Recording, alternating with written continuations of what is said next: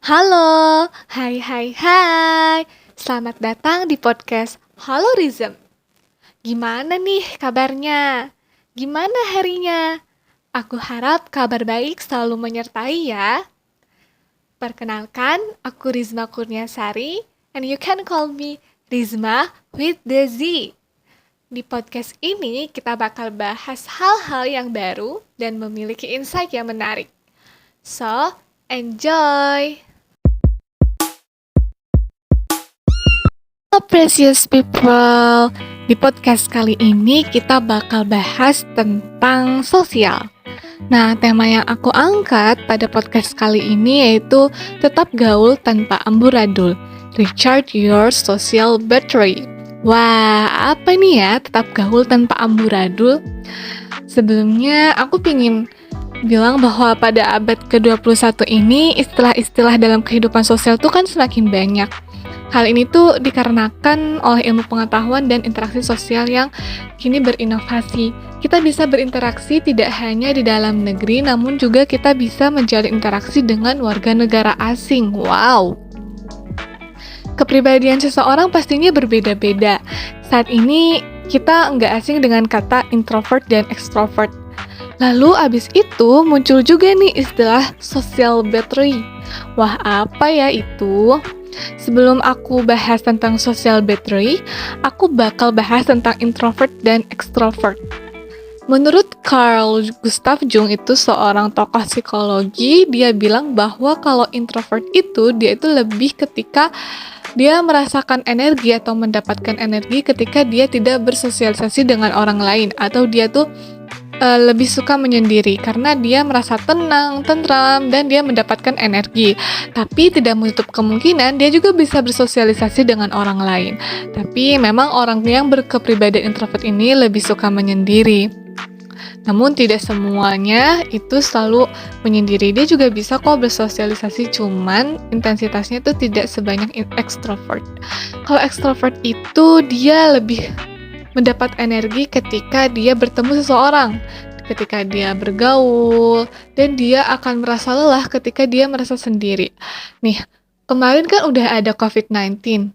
Mungkin menurut orang ekstrovert itu seperti neraka karena dia tidak bisa bergaul tatap muka dengan orang lain. Namun bagi orang yang berkepribadian introvert, dia itu menjadi surga karena dia bisa tenang, tentram sendiri dan hanya bersosialisasi melalui WhatsApp, Instagram, dan lain sebagainya begitu. Lalu aku bakal bahas tentang social battery. Nah, apa sih social battery itu? Nah, social battery itu adalah kapasitas untuk berinteraksi dengan individu atau kelompok dalam satu setting. Nah, jadi social battery ini sangat berhubungan nih dengan kepribadian. Karena pasti ketika kita bergaul atau bertemu seseorang, pasti akan mengalami yang namanya kelelahan sosial. Nah, kelelahan sosial ini disebabkan ketika seseorang menggunakan terlalu banyak energi sosial dalam interaksinya dengan orang lain.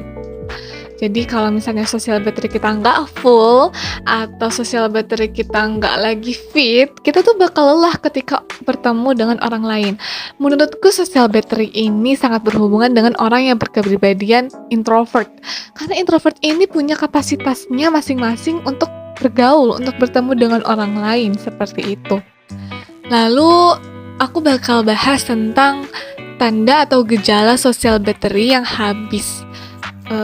Karena social battery ini sangat kompleks nih. Menurut psikoterapis Jack Thomas, tanda dan gejala yang harus diwaspadai meliputi yang pertama, merasa stres. Aku tuh stres ketika udah terlalu banyak ketemu orang-orang, udah terlalu banyak bergaul tuh aku kadang pusing. Kadang aku tuh pingin pulang mulu ya. Terus selanjutnya aku tuh kurang tertarik untuk terlibat dalam percakapan. Iya bener banget, aku pernah ketika aku dalam suatu perkumpulan tuh orang-orang pada ngobrol, aku tuh bengong karena aku tuh udah capek karena seharian aku sudah kuliah, udah berorganisasi. Kadang dalam organisasi tuh rapat sampai malam kan. Nah, itu tuh ngebuat aku lelah, jenuh. Ketika orang-orang ngobrol tuh aku kayak bengong. Itu sangat menyiksa aku, gitu. Mungkin ciri yang terakhir yang bisa aku share yaitu yang pernah aku alamin juga itu keinginan untuk pulang saat bersosialisasi. Ini aku banget sih ketika ada satu kegiatan yang bertemu orang banyak dalam waktu yang sangat panjang, itu aku kayak keinginan untuk pulang itu sangat tinggi karena aduh, aku nggak bisa nih bergaul terus-terusan sampai malam, tengah malam, sampai pagi lagi, aku nggak bisa, aku butuh me time. Mungkin berikut ada tips-tips yang aku bisa kasih buat teman-teman, buat people-people yang mungkin membantu ketika kalian merasakan sosial battery kita tuh udah mulai nggak beres. Yang pertama itu sadari apa yang membuat energi kita terkuras. Jadi kita harus bisa memahami situasi yang dapat memicu stres. Contohnya, ketika kita merasa capek dengan lingkungan organisasi, maka kita bisa mempersiapkan dan mengontrol diri ketika akan menghadiri acara organisasi.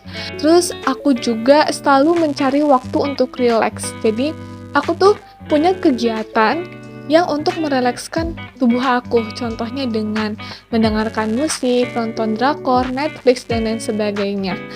Boleh teman-teman juga mandi air panas karena secara ilmiah itu bukan air panas, air hangat itu secara ilmiah bisa menenangkan badan, merelaksasi. Mungkin selanjutnya yang aku bisa share itu pertahankan batasan dan belajar mengatakan tidak. Ini sih yang paling penting. Karena aku pernah dengar dari psikolog Scott Barry Kaufman berbicara tentang gagasan keegoisan yang sehat yang dia definisikan sebagai memiliki rasa hormat yang sehat terhadap kesehatan, pertumbuhan, kebahagiaan, kegembiraan, dan kebebasan. Jadi kita tuh harus punya batasan terhadap diri sendiri. Oh, batasan aku untuk bergaul tuh segini, batasan aku untuk bermain tuh seperti ini. Kita harus bisa menghormati tubuh kita. Kita harus bisa memang aku tuh bisanya segini, nggak bisa dipaksakan. Terus, jika kita merasa sangat terkuras, jangan takut untuk mengutamakan kebutuhan kita sendiri. Misal, aku tuh udah capek nih, aku nggak bisa untuk bersosialisasi lagi. Nah, ada aja kan nih dari teman buat, Liz, ayo dong hangout gitu.